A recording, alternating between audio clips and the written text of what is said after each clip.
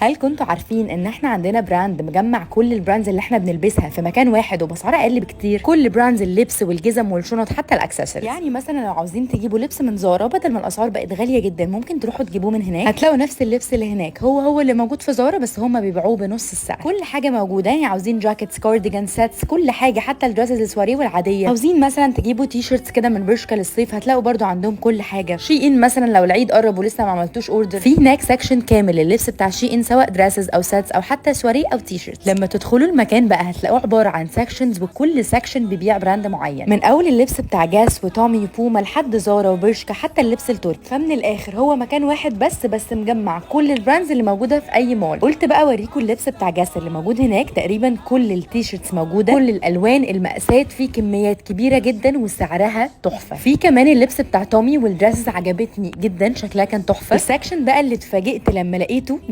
ديزيجوال بقى غالي جدا جوه وبره مصر، والناس اللي بتلبس منه خلاص مش هتعرف تغير. هم هناك بقى بيجيبوا اللبس اللي موجود في ديزيجوال بس ب 10% بس من ثمنه. عاوزين بقى بليزرز هتلاقوا، بنطلونات هتلاقوا. المحافظ دي مثلا اسعارها كانت في 300، هتلاقوا منها كوبي، هتلاقوا منها ميرور زي الشنط. اختاروا اللي انتوا عاوزينه بالسعر اللي انتوا عاوزينه. حتى الاكسسوارز بتاعت زارا اللي عدت ال 4000 جنيه موجوده عندهم ب 300 400. البراند ده ليه 3 فروع، انا كنت في فرع التجمع موجود في 7 ستارز مول الدور الاول، اول ما تدخلوا اسمه جوكي ستور، وبس كده.